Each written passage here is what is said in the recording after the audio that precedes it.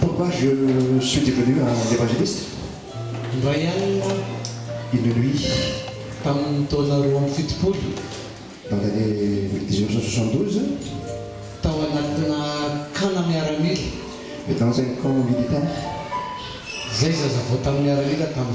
nous étions des nouveaux recrues.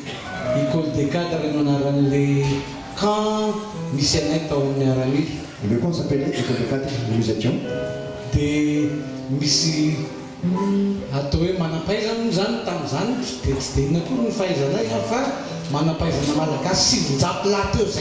Donc nous étions à peu près 900 intellectuels, soi-disant intellectuels malgaches.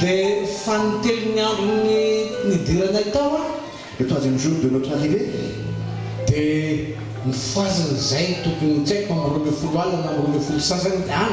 on nous a réveillés vers minuit ou vers minuit 30. Il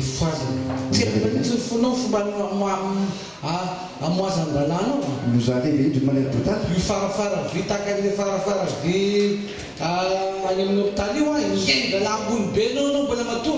Ce lit en métal, ils élèvent très haut. On laisse tomber.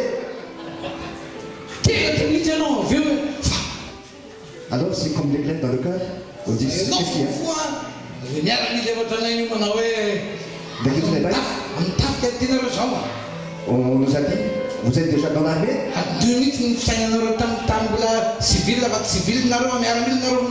Oubliez votre mentalité de civil, maintenant vous êtes plus civil, vous êtes dans l'armée.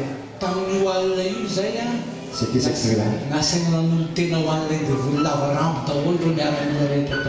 On nous a demandé de nous consacrer notre vie au diable avec de l'oncle. C'était 900, nous étions 900. Il y avait des prêtres. Il y avait des pasteurs. Mais tout le monde répétait au diable avec l'oncle. À partir de maintenant, nous nous consacrons pour toi. Moi seul, je n'ai pas accepté. Et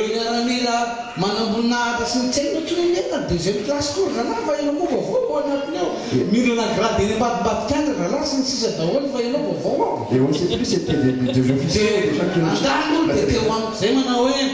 On fait passer devant nous. Pourquoi tu t'as pas répété? Alors j'ai répondu, ça ne marchera pas avec moi. Et pourquoi? Je lui ai répondu, ma vie appartient déjà à Jésus. Tu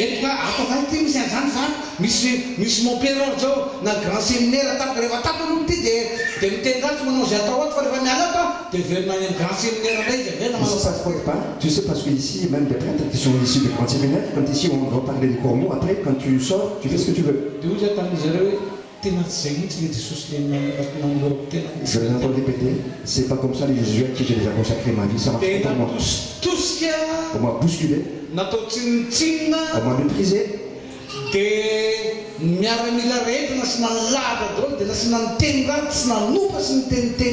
On a fait passer devant moi tous les militaires pour se moquer de moi. Mais je m'en moquais des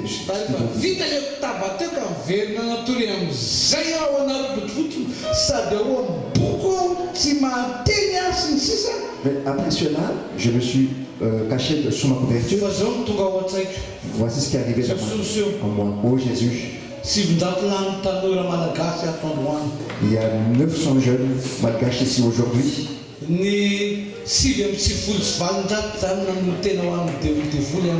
Donc il y a 899 qui ont consacré l'église au diable.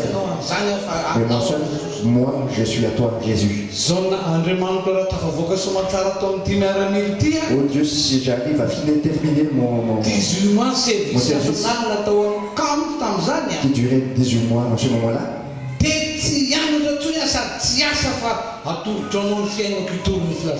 donc alors à ma sortie, je ne continuerai plus mes études, mais je consacrerai ma vie pour ton évangile. C'est ce qui m'a conduit à être un évangéliste après.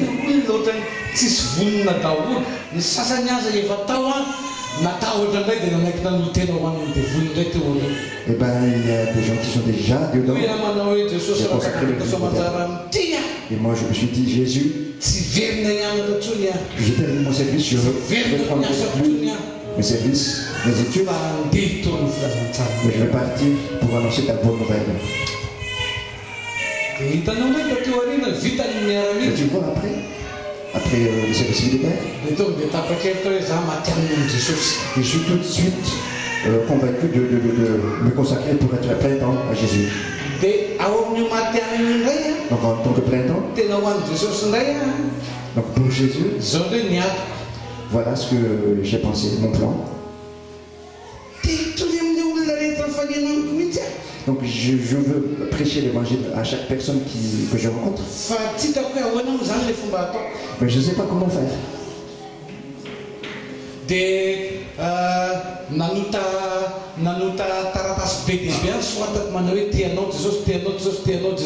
Donc j'ai imprimé des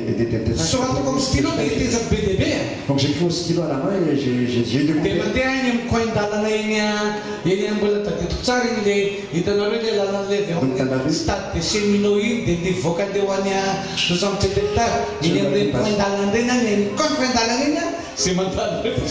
À chaque point de la rue, je distribue cela. Donc au début c'était ça. Ce que j'ai pu faire, ce que j'ai osé faire. Alors plus tard, j'entre dans un petit quartier. Il y a des gens qui discutent. Moi je prends tout de suite la parole. J'ai quelque chose que j'aimerais partager avec vous. Alors, des gens, qu'est-ce qu'il y a? Alors, je profite pour dire que Jésus. C'était vraiment important pour moi. Voilà, je vois des gens sur le marché. Dans le marché. Je me pose la question, comment est-ce que je fais pour avoir ces gens-là? La première fois que j'ai prêché dans le marché,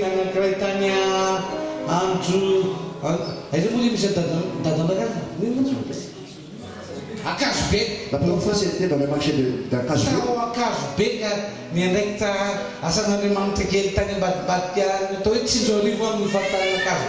Donc j'étais dans la région qui s'appelait Tinzorive, dans le genre de... Alors je pose la question, qu'est-ce que je dois faire? Alors je décide. Donc encore, pour commencer, je chantais.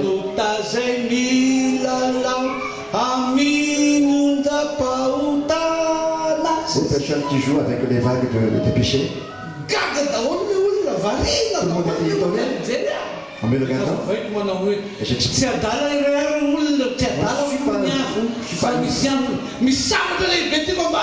une raison et j'ai une grande chose que j'aimerais vous annoncer. Et le grand chose qui a changé ma vie, qui m'a délivré de toutes mes folies, quelque chose qui a renversé l'histoire de ma vie. Et maintenant je sens très heureux. C'est notre que c'est Jésus qui est mort pour toi et pour mes péchés. Quel que soit les péchés que tu as déjà accomplis, il est déjà mort pour tes péchés. Il est déjà ressuscité. Il est vivant. Il est avec moi. Si tu le reçois aujourd'hui,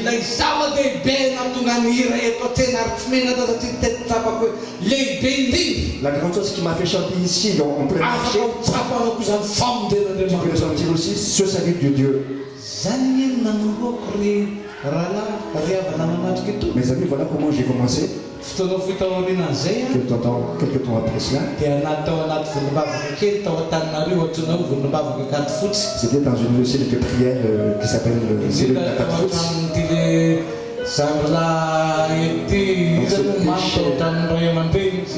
Donc chez Man, c'était à Péry que nous avons organisé une petite cellule de prière. Donc j'ai amené les jeunes qui étaient là à témoigner par-ci. Et quelle était la portée de tout cela?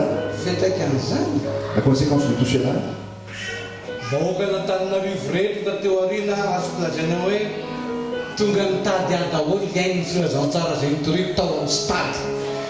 La population de Tananarive était venue me chercher pour écouter ce que j'annonçais au stade. Alors, quelle est la conséquence?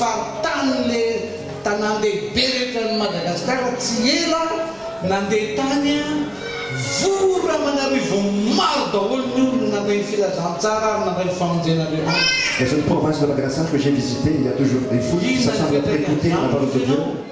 Quelle est la conséquence? Quels sont les résultats? Maintenant, je parle.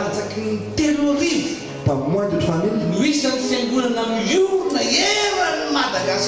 Le nombre d'églises qui sont érigées à Madagascar. Alors, Dieu a attendu cette décision.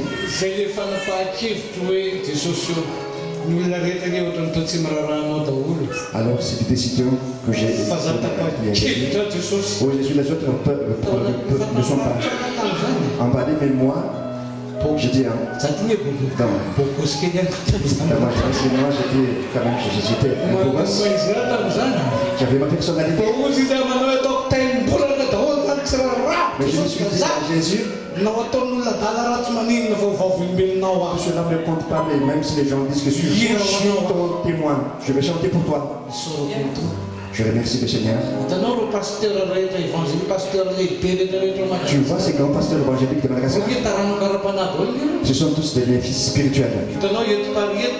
Même ici à Paris, tu vois les églises évangéliques malgaches ici. Tous les pasteurs des églises sont mes fils spirituels. C'est moi qui les a convertis à Jésus. J'aimerais vous dire, des petites choses, moi j'étais comme vous dans une petite église comme ça.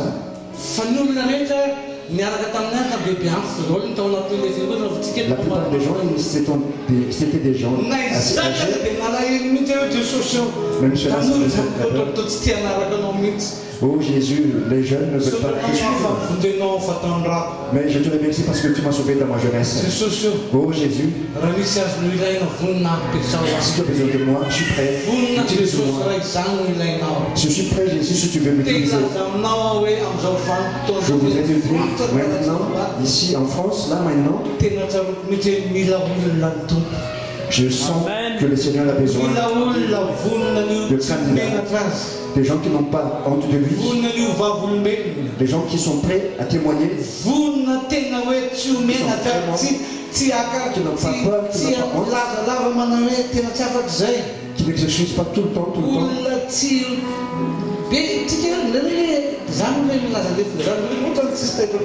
Quand j'annonce les annonces, je crois que ça ne vous touche pas. Je voudrais te dire, c'est toi. Jésus a besoin de toi. Peut-être que tu vas dire, fais pasteur, faites ce que vous pouvez faire, mais moi je vais faire. Moi j'ai ma personnalité. Moi je suis le chef de toutes les églises évangéliques de Madagascar. Et ici en France, je suis fier. J'aurai bientôt 64 ans. Mais je ne compte pas. Je suis décidé d'aller dans les rues. C'est cela qui a grandi ton royaume, oh Dieu. C'est cela qui conduit les Français dans le salut. Frères et sœurs, venez. Amen. Le parti politique MFN. Le problème, c'est quelqu'un qui porte un foulard.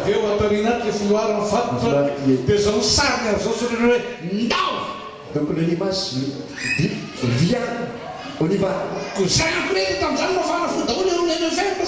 Et tous les partisans de ce parti politique, ce sont tous des zélés. Et moi,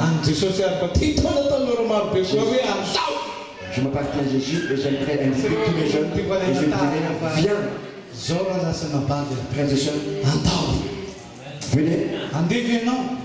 Est-ce que tu vas venir? Est-ce que tu veux venir? Est-ce que tu veux venir? Est-ce que tu veux venir?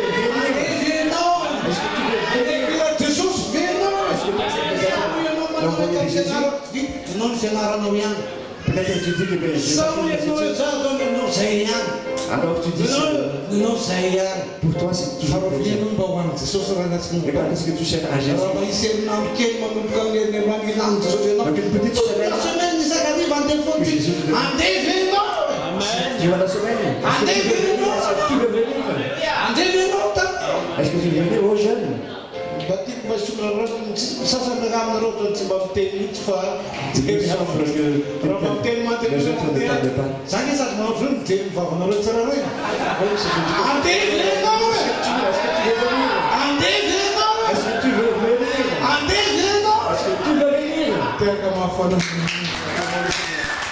Alléluia.